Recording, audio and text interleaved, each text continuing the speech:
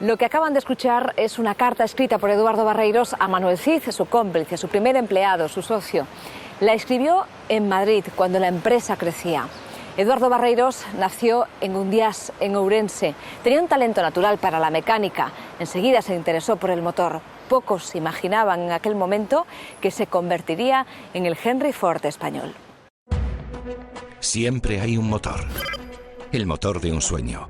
Quizá el sueño de un niño que solo juega entre viejas herramientas y artilugios. El motor del emprendedor que disfruta creciendo, construyendo y creando. El motor que es Este era Eduardo Barreiros. Se levanta una y otra vez, sin rendirse ante la dificultad. Este, Manuel Cid. Su colaborador, su cómplice, su amigo.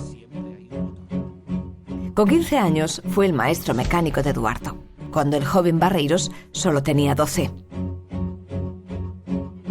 Después de la Guerra Civil, pasó de maestro a empleado número 1 de lo que años más tarde sería la empresa del automóvil más fuerte de España.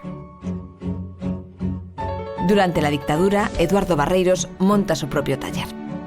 Emprendedor desde la cuna, Eduardo funda además una empresa de construcción destinada a obra pública, Becosa.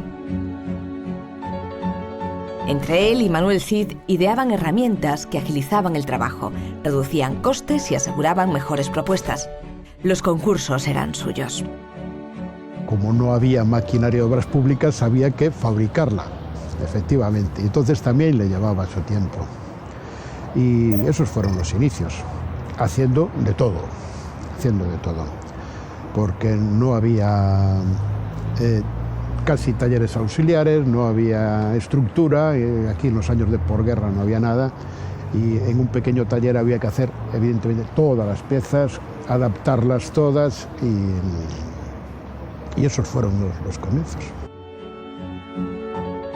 Eduardo era el cerebro, no había descanso, y se empeñó en conseguir lo imposible, convertir los motores de gasolina en motores diésel, para rebajar los costes de sus propios vehículos utilizados en las obras de las contratas. Aquellos dos niños que empezaron con 15 y 12 años siendo maestros y tal, al cabo del tiempo consiguieron hacer algo que la mayor parte de los ingenieros decían que era imposible. Y ellos fueron capaces de conseguirlo. El motor de la empresa que simboliza el impulso de una sociedad entera en la España de los años 50 y 60. Aquel invento supone un antes y un después para la empresa de Eduardo y también para la historia del automóvil en España. La demanda se dispara. Barreiros alquila unos talleres en Madrid por 50.000 pesetas al mes para continuar con la transformación de motores para su comercialización. Poco después compra terrenos. Nace Galicia Industrial. Empieza a forjarse la inmensa factoría de Villaverde en la capital de España. Eduardo Barreiros se traslada a Madrid. Al poco tiempo lo intenta convencer de que vaya a Madrid, pero mi padre va. Y al ver las instalaciones, que ya la fábrica, como es todo aquello, y la vorágine de Madrid, de la capital, pues se puso malo, ya hasta se encontró mal. Esto lo cuenta una anécdota la esposa de don Eduardo, Dori, y se volvió forense, pero volvió mal, o sea, enfermo, y dijo que no iba para Madrid. Entonces mi padre permaneció siempre trabajando para Barreiros, pero aquí en Ourense. En una cariñosa carta desde Madrid, Eduardo Barreiros le recuerda a Manuel Cid que siempre será algo más que un empleado. E insiste en que si todo le sale bien, a todos los que aprecia conseguirá hacerlos ricos. Corrían los años 50 y los camiones y los taxis de toda España utilizaban un EV6 o un EV4, motores diésel rectificados de Barreiros. Mientras Barreiros Diésel crece, Eduardo sigue creando empresas auxiliares con el objetivo de llegar a fabricar sus propios automóviles. La empresa del Estado, la SEAT, en plena dictadura, supone una insuperable competencia.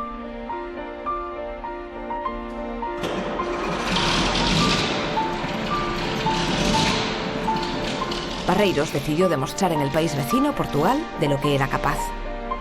Con este camión todoterreno, el abuelo, conducido por él mismo ante las autoridades rusas, Eduardo Barreiros consiguió un contrato para el suministro de 300 camiones al ejército portugués, superando las propuestas económicas de empresas inglesas, americanas y francesas.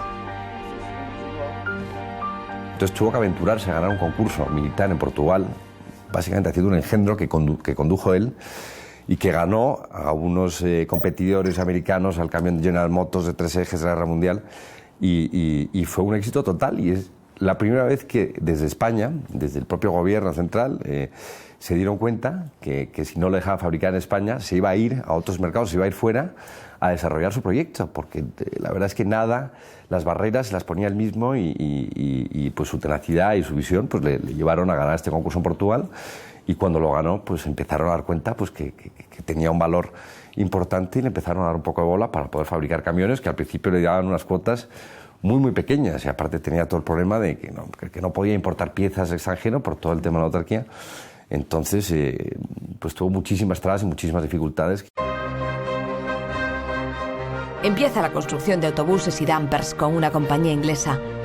Barreiros se asocia además con la norteamericana Chrysler para empezar por fin la fabricación de vehículos.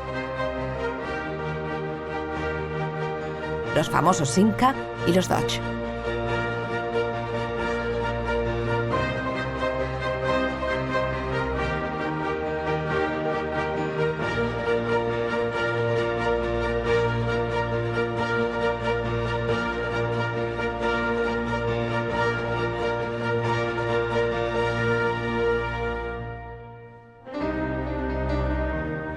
Mientras Barreiros crece, Eduardo no olvida a Ourense.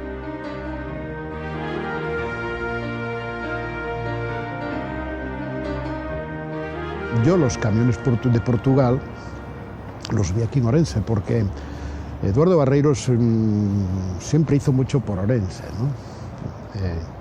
Y en unas fiestas de Ourense los trajo, los camiones, para inaugurar y trajo 2 camiones para que los viera la gente en las fiestas. Y aquí cerca de donde estamos había unos terraplenes enormes, en una calle que aún existe, y los probaron ahí. Montaron y bajaban por el terraplén y subían. Entonces esos 2 camiones, que iban a ser después los que iban para Portugal, pues los conducía, a él le gustaba mucho conducir. Uno de los camiones lo conducía Eduardo Barreiros y el otro lo conducía mi padre. Y los 2 hacían una exhibición aquí en Ourense. Yo era un niño. La factoría de Villaverde se amplía hasta los 2 millones de metros cuadrados.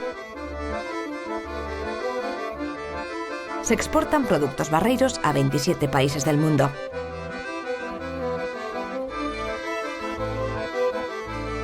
El gobierno español le concede la medalla de oro al mérito en el trabajo y también consigue el premio internacional al mérito industrial.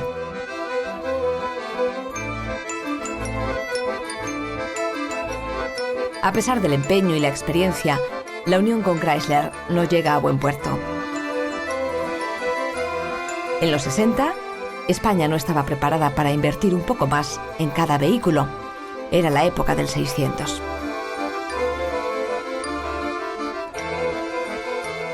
Yo creo que fue también, quizás su gran error, que fue una falta de visión de pues las necesidades de un país como España, que tampoco tenía una clase media capaz de comprar pues unos 5.000 y mucho menos unos Dodge y tal, que eran unos coches que eran muy caros y que... Entonces, el gran problema fue que él cumplió todos sus compromisos de comprar todos los materiales y toda la cantidad de coches que iba a fabricar, y sin embargo, el compromiso por la contraparte Chrysler fue utilizar toda su red de distribución a nivel mundial, que era muy importante, para trasladar todos sus tractores, todos los motores fuera a borda y todos los productos que hacía, que sí podían ser muy competitivos y sí podía darle pues una capacidad de distribución aún mayor a la que tenía en su día, ¿no? Entonces fue, yo creo que, por un lado, un poco una traición, que se sintió traicionado por Chrysler al no... Chrysler tenía otros acuerdos con John Deere ocultos y no cumplió con sus compromisos, y mi abuelo, yo creo que siempre fue muy cumplidor y todo lo que pactó y todo lo que acordó lo llevó a cabo. Si a esto le unes el problema que hubo en España, pues que en un momento de crisis y no habiendo la demanda que consideraban que iban a satisfacer con los coches, pues se encontró una situación en la que tuvieron que ampliar sucesivamente ese capital y se fue diluyendo. Si a esto además le unes dos maneras de gestión muy diferentes, una muy paternalista, como te contaba antes, muy personal, de verdadera preocupación por sus trabajadores, a otra pues más orientada a resultados, a un modelo de gestión más anglosajón o americano, pues ahí empezaron a entrar en conflicto.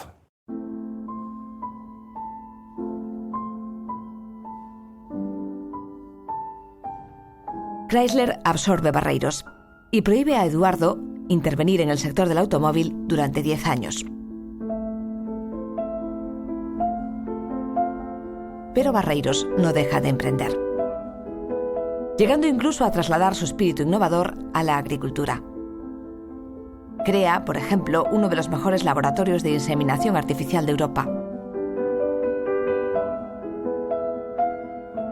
Pero su destino está ligado al motor, y superada la década de castigo, se embarca en una nueva aventura con éxito: la dieselización del sector cubano del automóvil. La Universidad de La Habana le concede el título de doctor honoris causa en ciencias técnicas.